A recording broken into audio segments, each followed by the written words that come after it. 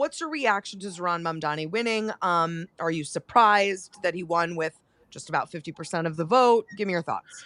I'm not too surprised he won. I am surprised that he actually didn't achieve a higher margin. I do think that Cuomo got a significant amount of the vote. And I know on election night, we were talking about that being something Democrats are going to have to contend with in this city. I will say it does feel far from a mandate still when you compare it to other mayoral elections. Not only did, of course, most New Yorkers not vote for him, but of those New Yorkers that vote, he barely got over 50%, whereas Adams and de Blasio well cleared 65%. So that's definitely an interesting dynamic here.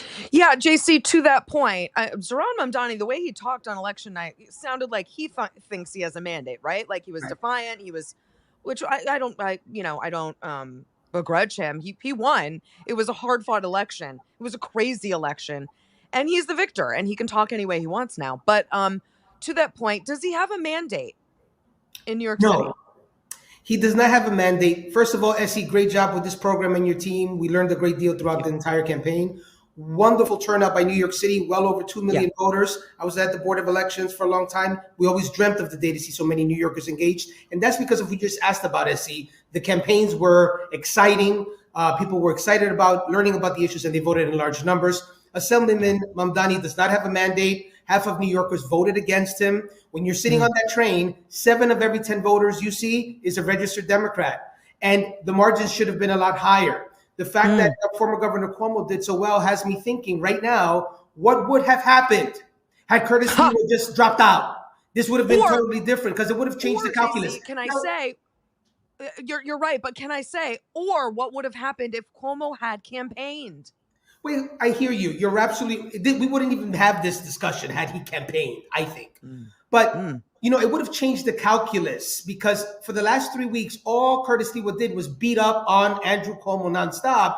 Had he left the race and did what Eric Adams did, it would have changed the dynamic of the race. We would have had maybe a different result. Yeah, it's really interesting to think about what could have been. Cuomo doesn't strike me as a very introspective person. I don't know if he's looking back at mistakes that he made. But JC, you know him. Where does he go from here, Andrew Cuomo? I think, and this is honest, I think that he has some room here with such a high margin, as we heard a little earlier. His political career is not totally dead. But for now, former Governor Cuomo, consider a podcast, consider a show somewhere, because you have some political capital and people may tune in to watch. Who knows?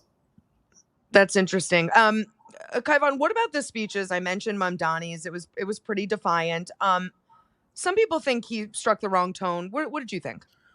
I mean, I think to your point, this was a hard-fought election where he took a lot of stuff on the chin. It was a really nasty election. And if there is a night and there is a moment where you're going to do that, election night, your chance to do it. And I think, people will be watching closely. Does he quickly, walk back some of that fire and try to be a leader and a coalition builder? Because that's absolutely what he needs to be to come close to succeeding. So I agree with you. I don't begrudge him that one night. And especially in contrast to Cuomo's speech, which wasn't very gracious. And, I saw a clip of people started to boo in the audience and he says, "Oh no, that's not who we are." And he kind of goes for that John McCain moment that people have been telling him to take for months. And, after the election, he goes for it. But I do agree with JC that I think, if you're Andrew Cuomo, your hope, and it's not a nice hope, is that Mamdani is spectacularly unsuccessful, that this is a referendum on socialism, that you were the guy that tried to stand in the way of this, that you get and you look better and you run for, and I could see him running for president, whether that's productive for Democrats or not. Mamdani actually said on his speech, I feel like we all know it's going to happen, but no, I'm just kidding. Mamdani in his speech says, "I hope," and I'm paraphrasing, "that this is the last time I utter that name." And you're going to tell me that Andrew Cuomo doesn't look magnanimous by saying, "Stop, don't do that, don't boo, we don't do that"? I think that's pretty good. Don't you think? I know, but Kaivan's saying it was a little late. The generosity came after the election and could have come during the election. Anyway, I mean, the coulda, woulda, shoulda of it all, that's for Cuomo to think about if he wants to. But let's talk about Trump a little bit. You guys, mark my words. This is what is about to happen. I think I said this before. The Donald Trump, Zohran Mamdani reality show is about to start.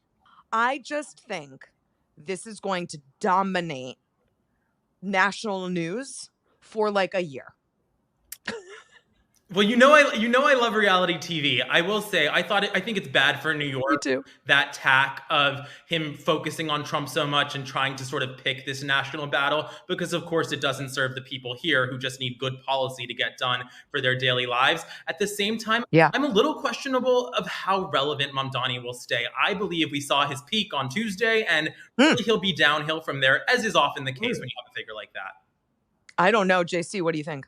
Look, I want you to Google, young kids, Godzilla versus King Kong. That's what you're going to see for the next several months between these two beasts. But I think that President Trump is going to use Mayor Mamdani as fodder, as a piñata, as a gift that keeps on giving. And we're going to see a lot of negative commercials coming out from the Republicans going into the midterms.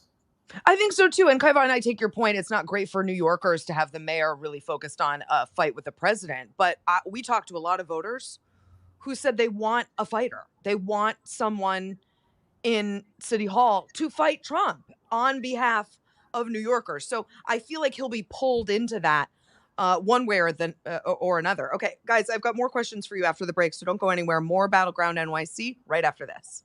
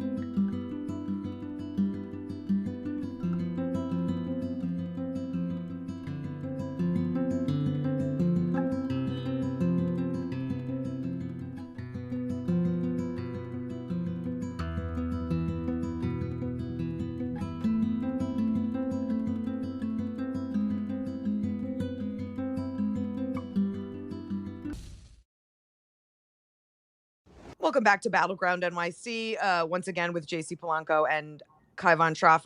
Guys, let's talk about a storyline that we covered a lot over the course of this election, and it was important to a lot of New Yorkers. Jewish voters did not vote for Zohran Mamdani. They voted for Andrew Cuomo. Should that, by 2-1, okay? It wasn't close. Should that worry Zohran Mamdani? I'll start with you, JC. It absolutely should. And I was looking at the numbers. They're closer to over 65% of Jewish New Yorkers voted against Assemblyman Mamdani, now Mayor-elect Mamdani. And look, Mayor Mamdani has a long record, even before this race, of associating himself with the lies of Hassan Piker, with some of the folks like Linda Sarsour, who I'm sure is a lot of people like, but when you Google her, you'll see she says she doesn't want to be in a position where she humanizes the Jews. I mean, there's some really nasty things that were said, and he surrounds himself with this, and people heard him, and he would never, ever globalize the Intifada because he doesn't condemn speech. However, he was policing speech all the time when he thought things were Islamophobic. He's constantly done it. So he has a lot of explaining to do for Jews that are out there that are hardcore Democrats, part of the Democratic Party. He has to bring those people and say, I'm sorry. All he needs to say is, I'm sorry, and mean it, and he has a lot of time to work with them, other than this defiant, I don't police speech nonsense. Kaivan, I think some people were worried that over the watching him over the course of this campaign, he sort of moderated to the middle as we got past the primary, walked a couple things back. I think what people were worried about was if he got elected, he'd like Scooby-Doo take the mask off and reveal like the dark Marxist inside, or, whatever, project whatever you want onto that. But do you imagine that he will carry on as the Mamdani he's been in this general election, or do you imagine he'll reveal more of the DSA, side that he started in politics with? Well, I think, we already talked about his speech, his victory speech, and that certainly was much more in that mask off bucket. So it was an interesting choice. It felt a little immature, but on the other hand, people want authentic young candidates that behave that way. So that's part of his success as well. We have to acknowledge that. I think we've seen who he's surrounded himself with. Lena Khan is certainly not a moderate by any sense, but she's well respected, I think, across the political spectrum.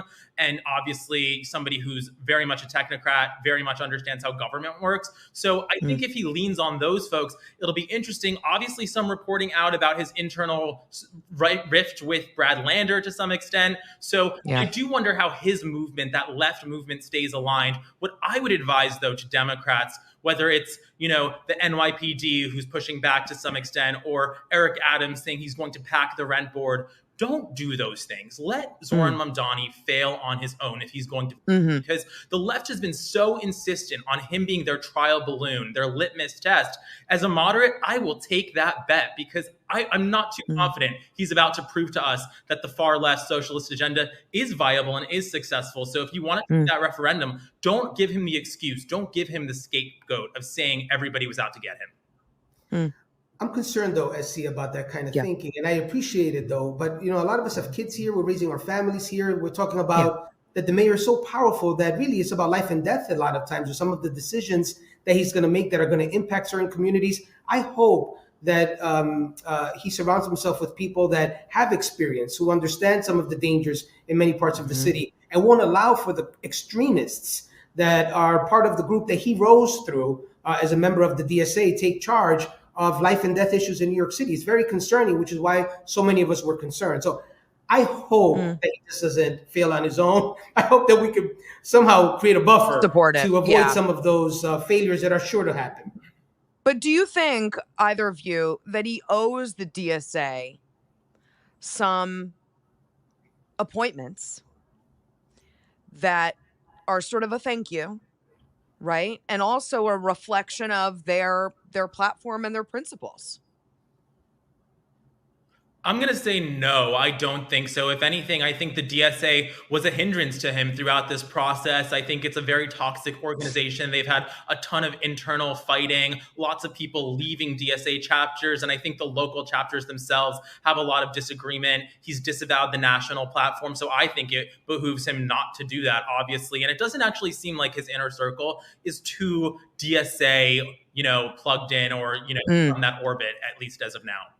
That's hard to believe, considering that he rose up and made his entire political career talking about seizing the means of production, decommodifying housing, defunding the police, not recognizing Israel. And now all of a sudden he gets elected. He doesn't believe these things. That's one of the reasons I'm very concerned about the local press. I understand you like the guy, but no need to fawn over everything he does. My goodness, hold his feet to the fire. Ask him, when did you change your mind? What are you doing to actually show that to the city? Don't just take his word that he no longer believes these things. This is how you came up on the scene.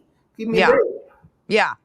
Good, guys. I love these really thoughtful disagreements. This is why this race is really fun to cover, because there's so many question marks now. Stay there. I've got more for you after the break. More Battleground NYC after this.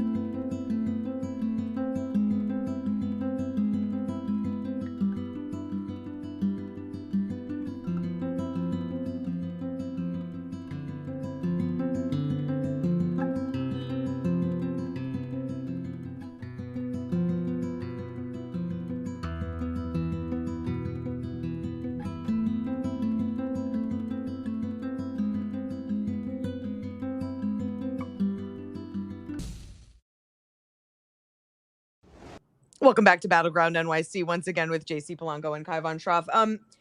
Let's talk about the other big story of this race, the police and public safety. That was very hard for Zohran Mamdani to navigate based on what he had said in the not distant past, right? Like, he's pretending tweets from 2020 were like when he was a child, like they were 5 years ago.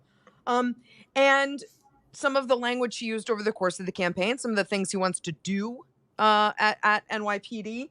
And one of the big questions people are asking is about, I mean, it's the question I got the day after the election. What is Jessica Tisch going to do? Is she going to stay on as police commissioner? For how long? What will she allow? What will she not allow? JC, get into that a little bit. Like, what happens next with the police? We have to remember that the commissioner works at the pleasure of the city mayor. So if the mayor has a position that he thinks that we are policing too much, where he believes that we should get rid of the gang database, where he doesn't want to incarcerate people because of misdemeanors, if that's what his constitution is made up inside, the commissioner has to reflect that, unless he's just changing his mind on that altogether and no longer believes these things. And then him and the commissioner are going to work absolutely fine. But she's working for right now what is a law and order, tough on crime, former NYPD captain, mayor. So I don't know how that goes from that to someone who says, let's close jails. What's the purpose of any of this stuff? And I don't decriminalize crime, right? Yeah, I mean, that's a tough pill for a police commissioner to swallow, you'd think. Kaivan, what's your take? Well, I think it's a lot of strategy, I think, went back and forth about the NYPD over the campaign. I think he thought it was a good move to publicly say he's offered to keep Tisch on, and maybe thought she wouldn't take it and that would be an easy out. In some sense, though, he's given her an incredible amount of leverage. I know I said I think election day was the peak of his popularity. She's smart. I think she's told some advisors and friends she plans to stay on if she can. And that gives her all the leverage in the world to at any point be the one that walks away and says, well, this isn't working. This guy doesn't know how to run the city. Good luck. And that'll be a scary moment for him. And that will be really something that accelerates, a decline in his control of the city. So she has a lot of power in that. And frankly, for her own political future, it's really, I think, the smart choice to stay and eventually have that disagreement or do a great job if she can under him, of course. I know New York real well. I lived through lots of things in New York when I lived there. 9/11, Sandy, blackout. He's going to face a test. It's not an if, it's a when, right? We don't want that, but he's going to be tested somehow. And I don't think it's going to take years, right? Because things happen in New York City. It's the center of the world, okay? Let's be honest. It is still the center of the world. I love saying that. Agree. Because I love New York, right? Preach. Right? But he's going to be tested. And how's that going to go, JC? Well, he's never been tested before. I mean, how to write a rap lyric, perhaps? You have. He hasn't been tested.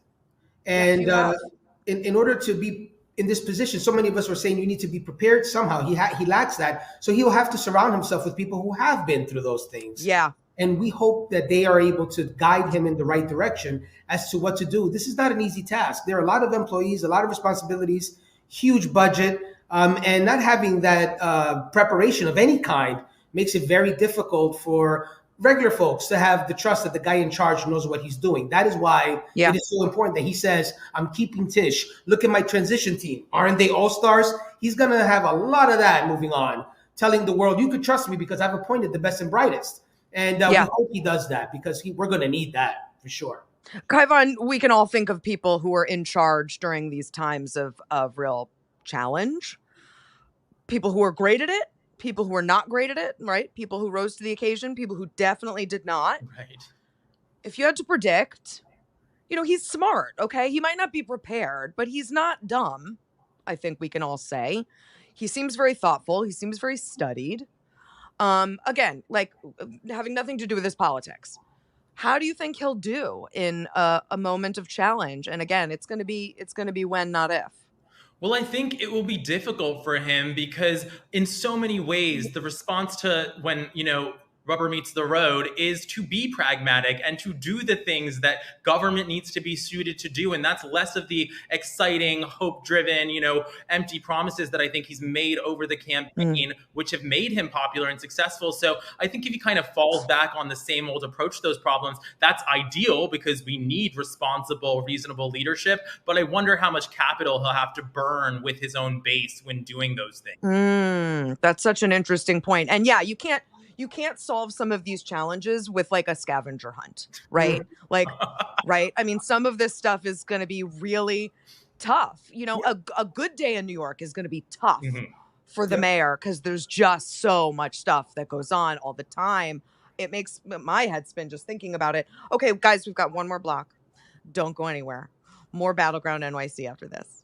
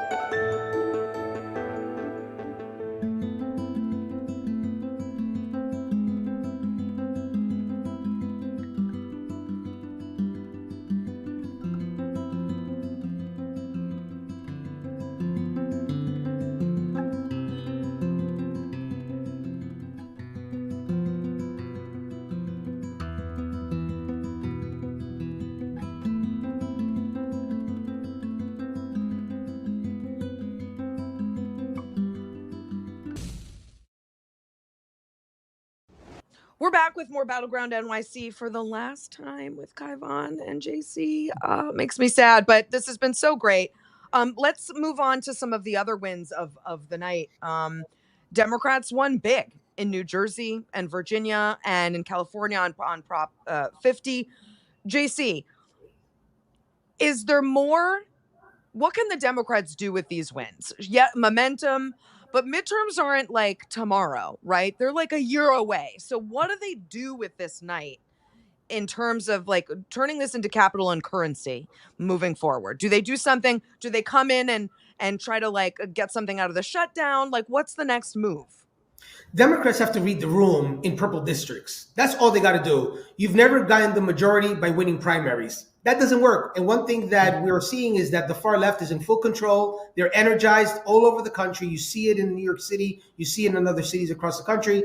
If that's the focus, forget about getting the majority by high margins. So I would focus now on allowing for moderate and centrist Democrats to run their elections. Don't get involved. Stop trying to primary every purple district Democrat that you see. And just remember that what works in the USSR of New York City, right, will not work in Iowa, Idaho, Illinois, Michigan, Pennsylvania, and other places. So keep that in mind. Let Swazi, Gillen do what they have to do. Don't get in their way with your nonsense.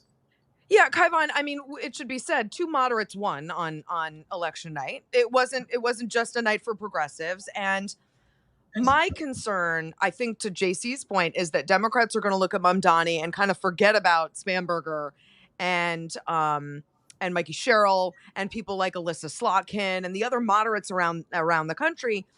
And with all these young people trying to come in and run for elections, which is great, I'm wondering if there's going to be room for moderates on the left. What do you think? Well, I think that's actually the real positive story of election night. I disagree that it was really the party's been taken over by the left. I think we saw the opposite, actually, other than in New York City. A lot of those socialist more candidates lost, especially some of the stars. Yeah, in Minnesota. That's exactly. Right.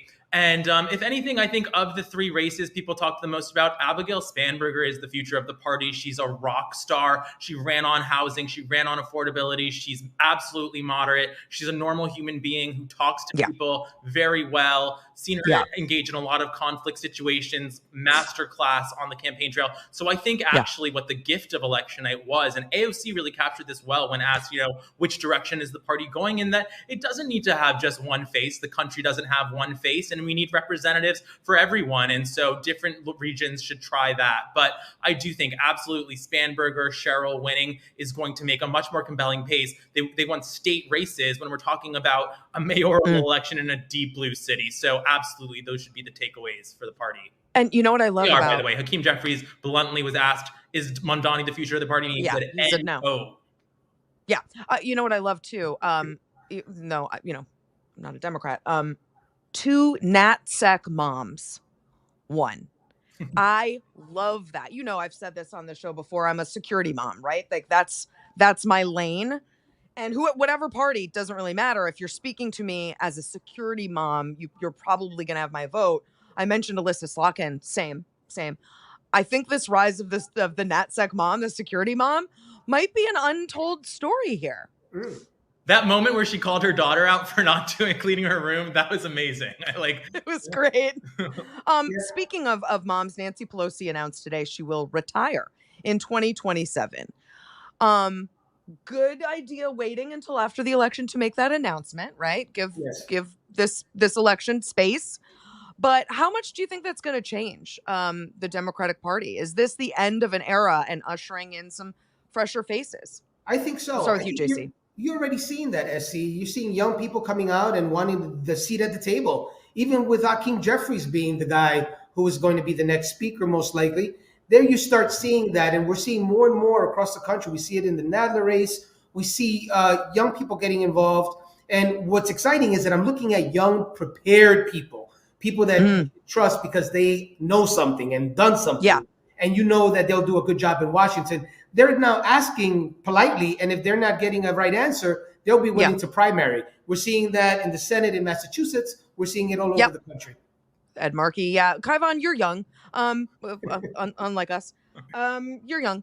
What is the future without Nancy Pelosi and the Democratic Party? Well, look, I think it feels like a huge loss. She's an icon, a legendary leader with a great history behind her. But I will say, I think she's also a great example of how silly some of the ageism that we have seen in the party is, because people have been calling on her to resign for 10 years and step down for 10 years. And if you remember the problem solvers and Seth Moulton and all of that wanted to deny her last speakership, I can't think of a single person who could have stood down Donald Trump's rise better than Nancy Pelosi, who could have defended the Capitol, who could have led through impeachment better than Nancy Pelosi. And it's because she had that experience. So I think she makes a good case that you can be incredibly effective into your 80s. Of course, it's time for her to step back, and she's realized that time. So I think, maybe we'll see more of that from others too in the next few years. Well, we'll leave it there, and I'll say goodbye to you guys, but I hope, to see you again and cross paths. You've been